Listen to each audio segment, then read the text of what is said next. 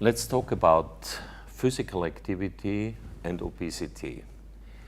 As I understand, there must be a balance between energy intake and energy output.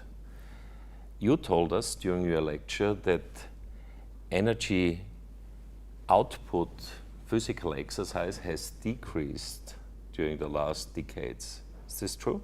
Yeah, I think we don't have great data, but if you look at how people have changed their occupations and changed the amount of movement in their life, I think we've engineered physical activity out of our life. So I do think that in many populations we're less active, not because we do less planned activity, because we don't need to move to do the things we do in life. So if physical activity goes down, is energy intake also going down? Is this imbalance, or is this the reason for the obesity?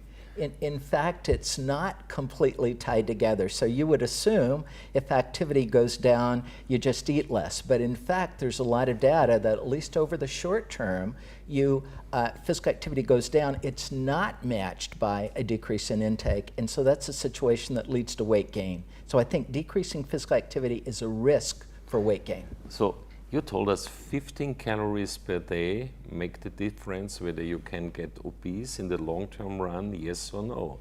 15 calories, this is one cookie, is this true? It's very tiny. So the reason that we have this obesity problem is not a huge difference between intake and expenditure. It's this gradual difference that goes on over time. So in the US, over the last few years, the typical American has gained about a half a kilogram a year.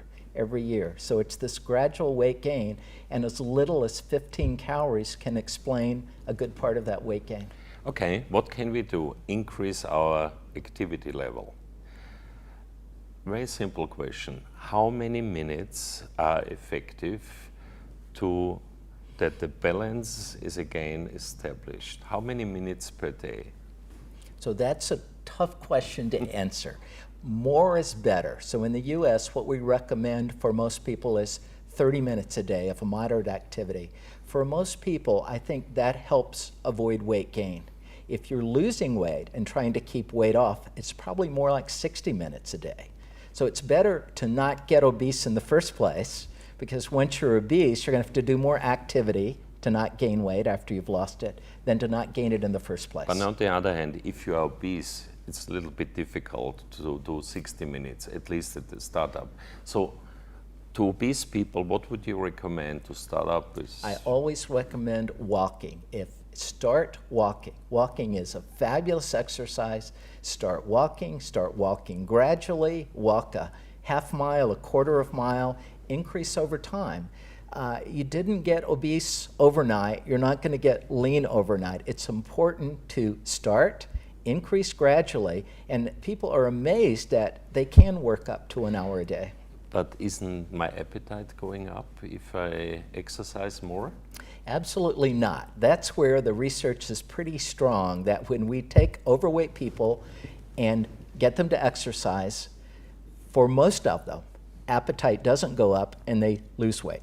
There are a few for which it does, but the majority of the people, when you add exercise, don't compensate on the intake side and they lose weight. So the message is that diet alone is not enough. You have to change your lifestyle, increase your exercise level, and this brings you back into balance or even makes you losing weight. That's exactly right. I think being physically active is the natural situation for humans. Being inactive is the abnormal situation. So if we could get activity up to a reasonable amount, we still have to pay attention to diet.